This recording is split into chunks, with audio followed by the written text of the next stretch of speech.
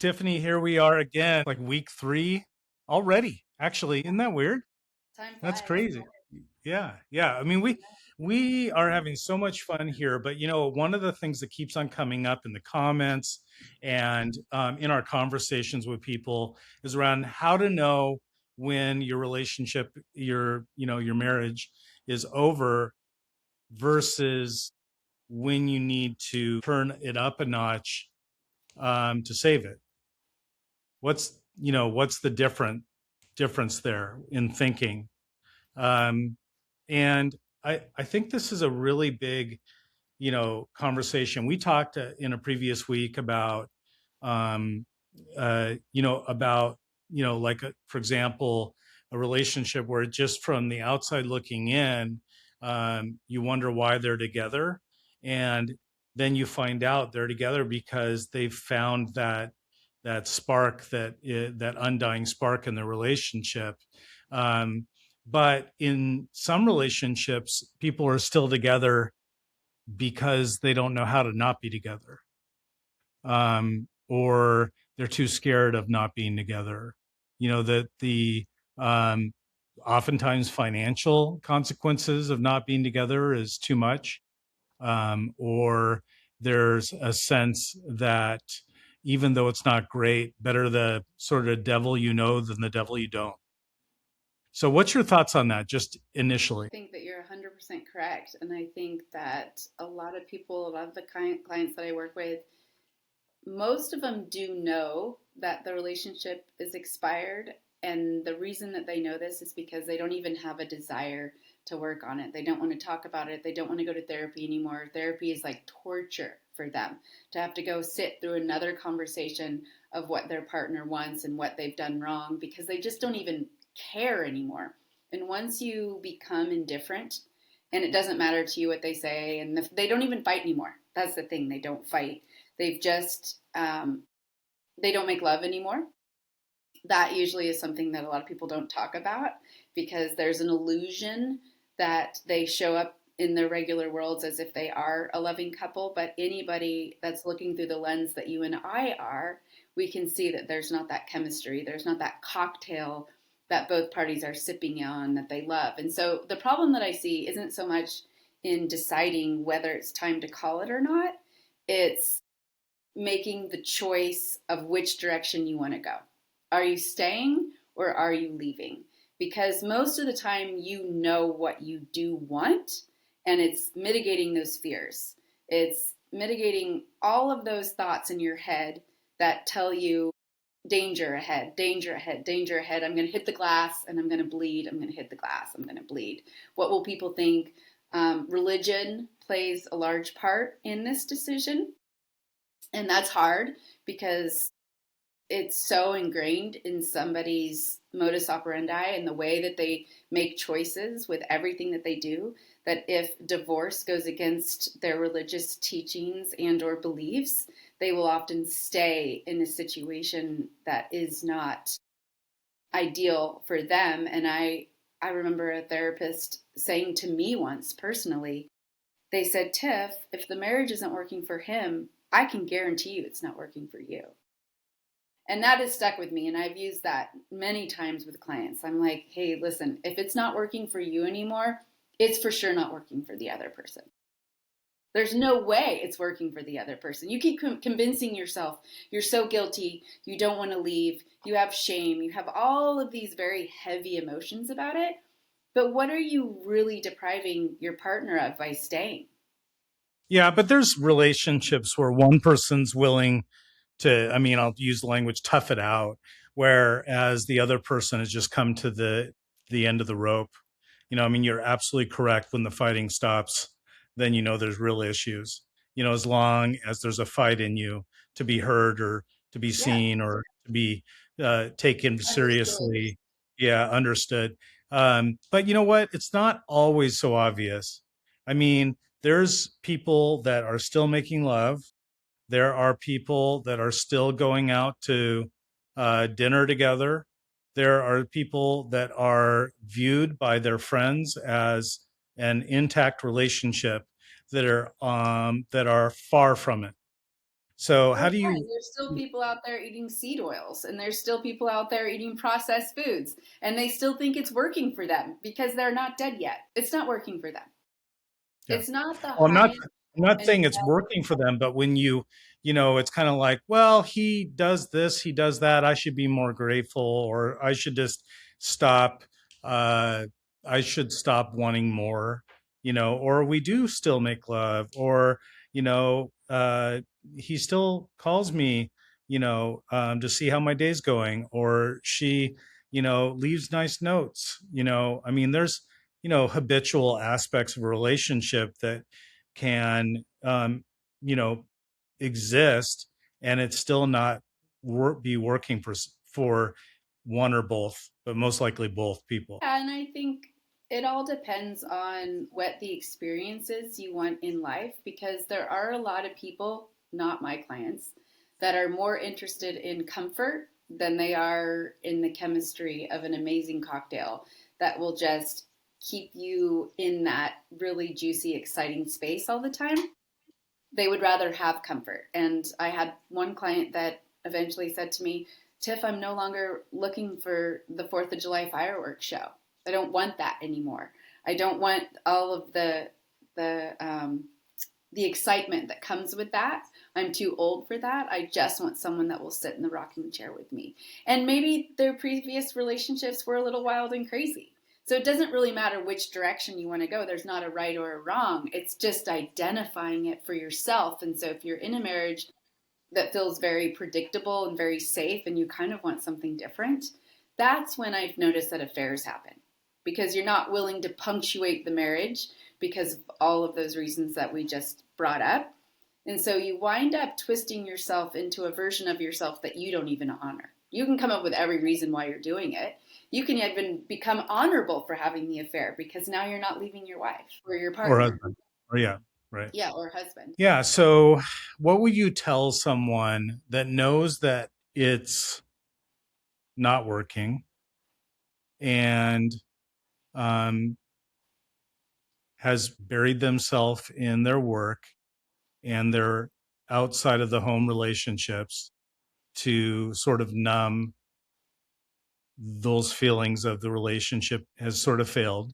What would you tell that person, to help them through that process, or what would the conversation be with that I think person? it would be a conversation based on curiosity of what they want the next chapter and or book to look like and feel like and taste like and smell like. Like I want to have a full picture. I want you to give me a technicolor vision of what you most fantasize about. And then I also want to look at what are some of the things that come along with that fantasy. You say my fantasy is I want to win the lottery. And the truth is there's a lot of negatives that come with winning the lottery. There's a lot of responsibility that comes with winning the lottery. And are you skilled enough to navigate all of that? So let's say you want this dream character in your life or this dream relationship that's super spicy and exciting. Well, guess what? You have a really spicy, exciting partner. There's going to be a lot of people attracted to that partner. And maybe you have a partner right now that isn't like that. They're not funny, they're not witty, they're not charismatic, they're not the person that invokes heads to turn when you walk into a party. I want to ask them questions to understand what they want the experience to look, feel, taste like. And then I want them to be really clear on who they become when they enter this vision. What has to change within them to be cast into that movie. Because if they don't have the skill set to be cast into that movie, because there's a creator of this whole game somewhere that says, hey, I don't know if you're right for that role. I don't know if you're right for that juicy role. I mean, there are people that say they want the role, but when you look at their lives, let's say they want to be fit. And I look at what they just ordered, the plate of nachos, and they've had 3 beers, and I go, really? You want the role in the movie of the most fit guy? Really? I had this one guy once, and he was describing to me, we had this exact conversation as you're asking me, and I said, what are you looking for? And he said, I want a woman who's got this great body. I want her to be this tall. I want her to be fit. I want her to enjoy working out. I want her to make this much money. And I said, okay, let's slow it down. I said, so he had an incredible portfolio. Okay, that's what he had. I said, I want you to take away the portfolio entirely. And is this woman talking to her life coach right now about how she's dreaming of finding the you? He wasn't the most fit guy in the room. He wasn't the most witty. He for sure wasn't the most confident, other than in business. He was very confident in business. And he sat there and he was quiet for a significant amount of time, an almost uncomfortable amount of time. And he said, no, she's definitely not looking for me. And I said, okay, well, what do we have to do to get you marketable to that person? And are you really in the market for that person? Because this is what's going to be expected of you to be in that role. Some of these people that have these roles in Hollywood, it's brutal what they have to do to prepare for the role. There are people that have died because of what they had to do to tap into the energy to be in that role. And you want it to be very natural. Some of those actors that win Academy Awards, it's natural for them to be in that role. Just feels effortless for them to be in the role. You want the role to be effortless in love. So there's a group of people that are probably listening right now, most likely, and they're saying, well, I already know I shouldn't be in that relationship. But Tiff and James, I mean, in my opinion, it's just too expensive to get out of this relationship. I'm worth too much to leave him or her. And I'm going to need to figure out another option. I do want real love. I do want a redeeming partner, but I don't feel like I can afford um, either the emotional anguish or financial hemorrhage of leaving this person. What would you say to that? Well, really, what I would like to do, because you're a man, and I know that you've had the opportunity to have this experience yourself, what was that defining moment that allowed you to let go of any fear of what might be lost by transitioning into a different experience that ultimately was that moment for you where you said, all right, I'm going to let go of this because it's no longer how I visualize my future, and I'm going to lean into this because it's what feels most honorable to me. Yeah, I mean, I'm not a fearful of risk, and I definitely have a optimism about my ability to rescue myself financially. So it became a non-issue for me, the finances part of things, because when a relationship, as you call it, has expired, then it really isn't a business decision to stay with that person. And it shouldn't be a business decision. Like, it shouldn't really be related to finances. I mean, we're only here a number of years. And so living on less or having to split finances in one way or the other seemed like the right thing to do. And also, I mean, in my situation, I was with someone for 28 years. So it also seemed like the right thing. I mean, it seemed like the upstanding thing to do, and it should be fair and equitable, and what you focus on, you feel. So if you're just focusing on the money you lose, then all you feel is the money you lose. So I just chose to focus um, on the things that were on my heart that I wanted. So, if you were to be speaking to that group of people out there who perhaps don't feel as skilled as you were in the confidence of rebuilding financially and being able to go out and re-succeed, if you will. Someone wrote a great book called Re-Succeed. If you could go out and re-succeed in love, and you could distill everything you said down into a very powerful sentence for that particular person that's listening right now, that would get them out of the holding pattern that is keeping them stuck, if you will, in a relationship that no longer serves them because of all of these limiting beliefs that they've got floating around in their heads, what would that sentence sound like? Yeah, I mean, it's more of like an anchoring truth. So the anchoring truth is that the relationship that once worked doesn't work anymore, and that doesn't make you or the other person bad. That just means that who you've become doesn't align with that person anymore, and who they've become does not align with you anymore. And so, in if when that becomes the case, then there seems there's only one option, and the only way to be true to yourself is to take that option. Yeah, I agree with you. So it's basically choosing you and recognizing that in choosing yourself, you're doing the kindest, most generous, and humane thing for your partner. Yeah, and by choosing you, you're also choosing them. I mean, you want. I mean, you know what I mean. You're not choosing them, but you want the best for that person as well. You want their happiness as well. I think you do need to get to a point where you want their happiness as well. That would be something that you would be seeking as well. These relationships where you want their unhappiness, that those that's the kind of negative that is only going to hurt us personally when we want unhappiness for someone else. Yeah, So that's it's the boomerang that heads right right back, into right your back. head. Yeah. Yeah. So it's deciding that the just thing to do would be to leave that relationship and to champion that person and their happiness. Yeah, So I yeah, totally agree with you. And I think that's yeah, just the best answer right yeah. there. But of course, like, you look at, like, who was it? The uncoupling couple, the guy from Consciously uncomfortable. Gwyneth. Gwyneth, Gwyneth, and that everyone wants that. I sure did. Didn't happen.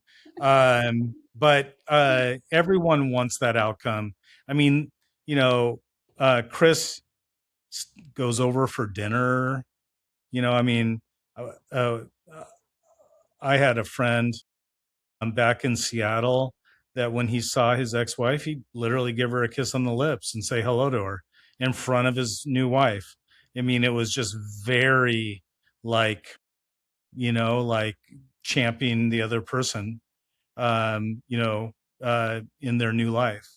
But the reality is that you can't will yourself to have a Gwyneth, divorce, a conscious uncoupling. You certainly can imagine it, but oftentimes your championing of the other person is between you and yourself.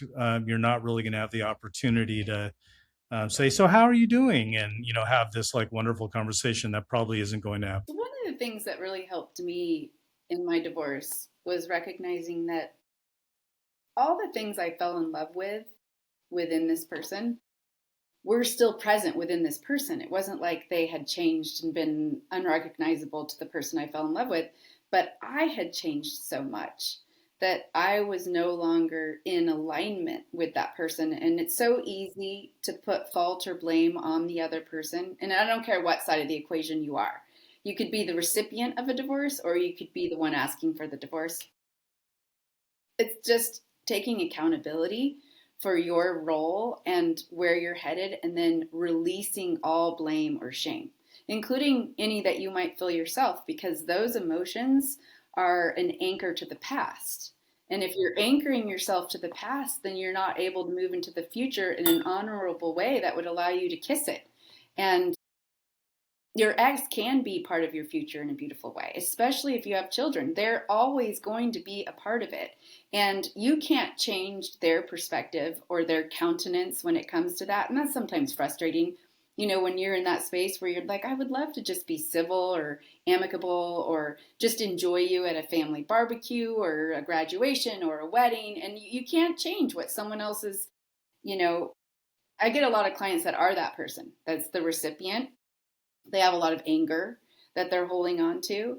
And their number one desire of their work with me is to let that go so they can get back to a place that feels good, because that anger doesn't feel good for anyone, but it hurts the person who's housing it most.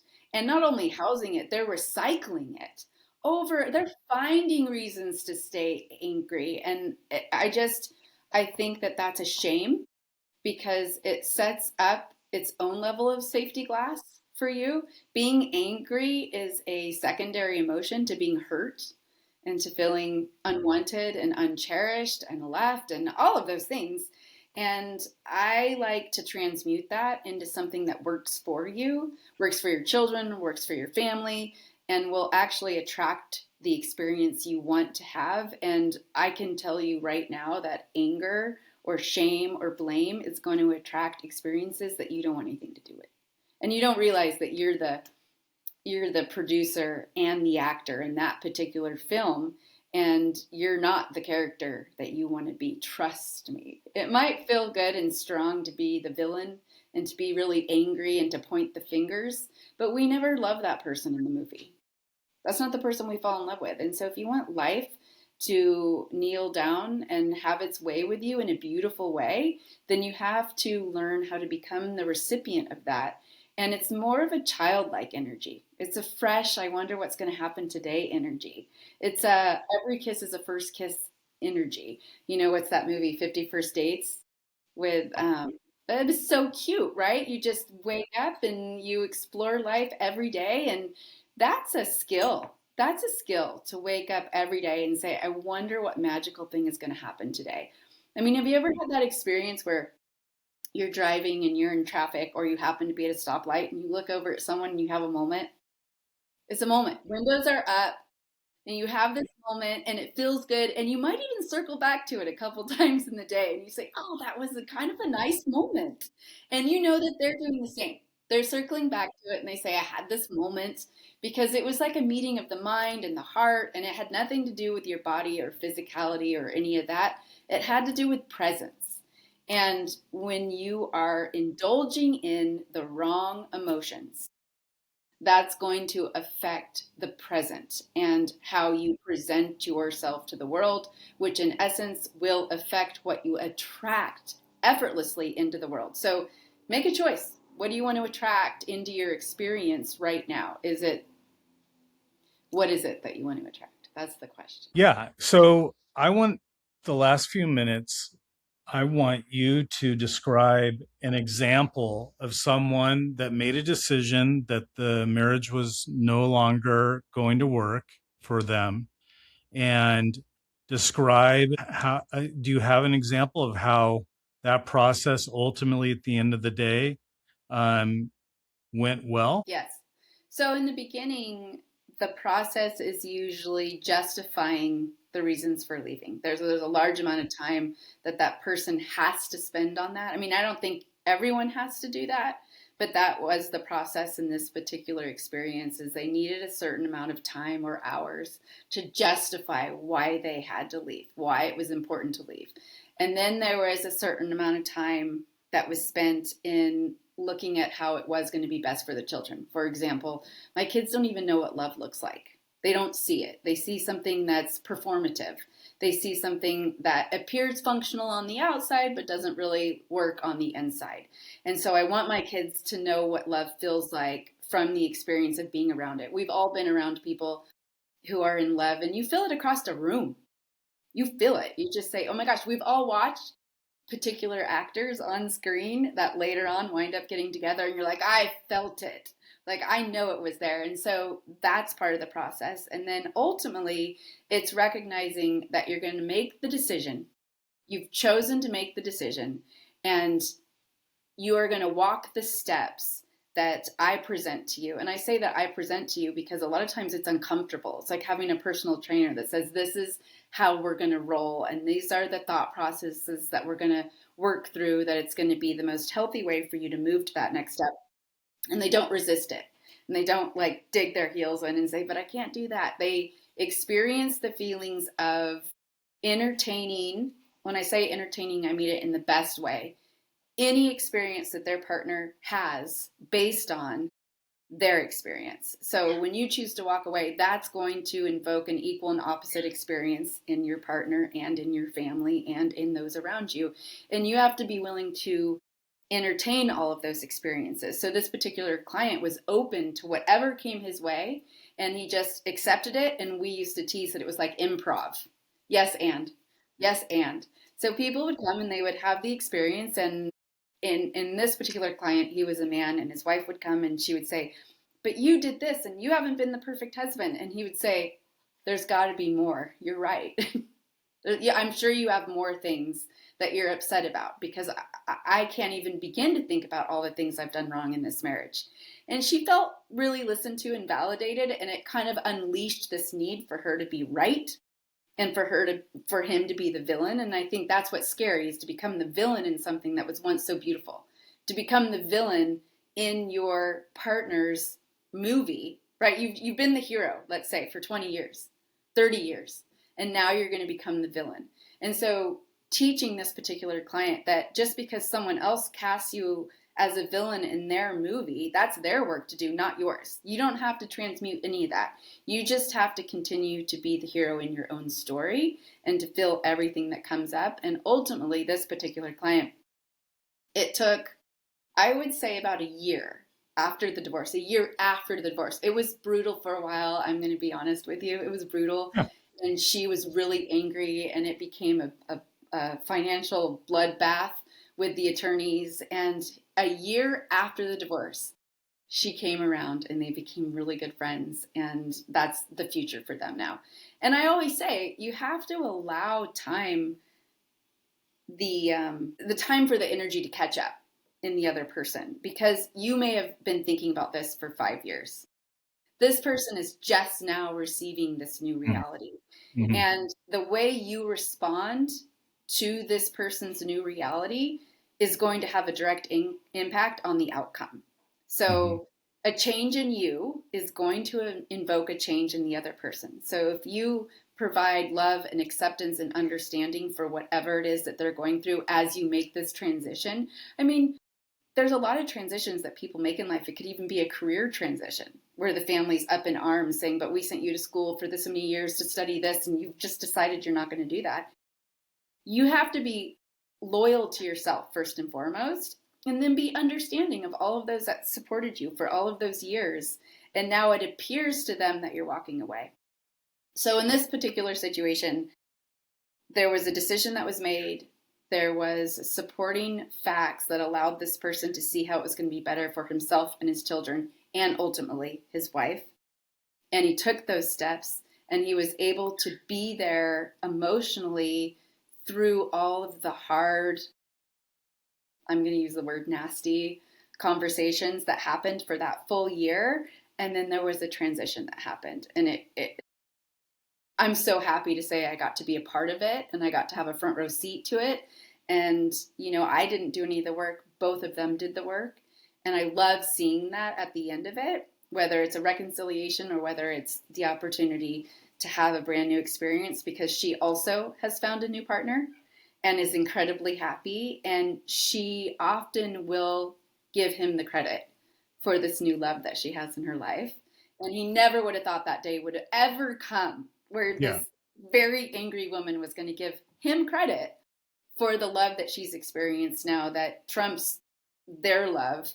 In certain ways, she's like, "I never knew I could have this type of love." It's like it's a brand new meal that you've never had before that seems to satisfy everything, because the meal that used to be your pick for the last meal you had, if it was the last meal, is now a brand new last meal. Yeah. Yeah. That's awesome. And you know what? You hit it right on the head. Like, becoming the villain in someone's movie that you once were the hero, like that's hard. And not everything gets turned around in a year. Let me tell you, everyone heals in their own way and in their own timing. And like you said, some people catch up, to the new energy, if you will, over a series of years. Some people, their way of handling grief is to act like the person doesn't exist. Like literally the person that you were once married to has died, even though they haven't. And so, it's not always going to be a hallmark ending. It's it reminds me of the movie that I was mentioning on a previous episode, called "Is This Thing On?" It's not every one of these relationships are going to end in a divorce that's positive, and or not every one of these relationships that seems failed are going to improve into a new loving relationship with the same person with the same energy that you once had when you were in your 20s. Who you were in your 20s and who you wanted in your 20s could very well look completely different in your 30s, 40s, 50s, 60s, right? Like it not only could, it does. So you either are growing together or you don't. And if you're not growing together, then it's time to have that chat. And not everyone can just sit down and say, is this working? No, it's not. Okay, let's end it. You know what I mean? It's not always a pragmatic decision. I mean, there's all sorts of things. There's the consequences of having two Christmases and two Thanksgivings. Where do the kids go? Where do the grandchildren go? Right?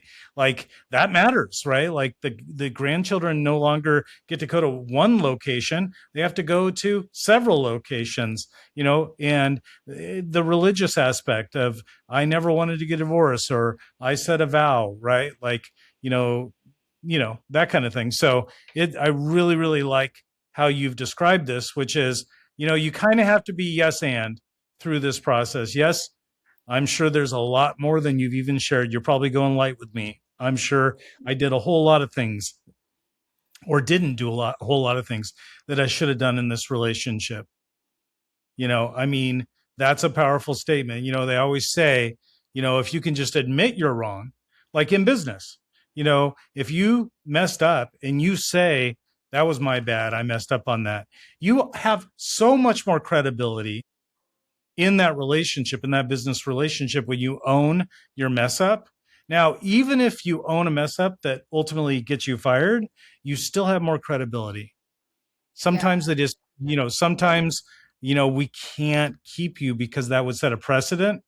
But at the end of the day, owning your stuff, owning your shit, if you will, is the most powerful. And who you become after a divorce, I mean, I've seen a lot of people that have become better versions of themselves. Better versions of themselves in business, better versions of themselves in relationship, better listeners, better communicators, better, uh, you know, they've sloughed off the limiting beliefs and decided to take a new path or become the person they um, always knew they could be. It's the unlived life arrives when you grow properly through a divorce, whether hard or easy. Well, and that's the thing. When we want to learn how to be effective at the gym and work out certain body parts or holistically work out body parts, we hire a trainer. And I feel like that's the beauty of the people that get to work with us, that have the opportunity to work with us, is it's an emotional and a mental and a psychological training program that a lot of people have never taken before. They've never experienced it before. And the holistic approach that you and I take really allows people to be in the gym to such a degree that the results show up a lot faster than other areas of, just sitting in a therapist's office for an hour a week and you're basically rehashing everything that you don't want. You're using your thoughts and your words to talk about everything you don't want. And you and I Which have is a great developed, American pastime, talking about yeah, what we don't want rather than what we do want. right. And I love what we've developed and the exclusivity of it. And so, yes, there's only limited hours in the day, and we can only work with so many people. But those that are listening that really feel like this is the right move for them right now because they are ready to make those changes, they're ready to show up. It's their New Year's resolution of their life, if you will, and they're not willing to go another day compromising in this particular arena. They're the people that know what to do, they're going to find us, they're going to reach out, and we are going to really create some magic together. Yep. If you need a course correction, then we'd love to help you. Thanks so much, everyone. And we'll see you next time. All right. See you later. Thank you.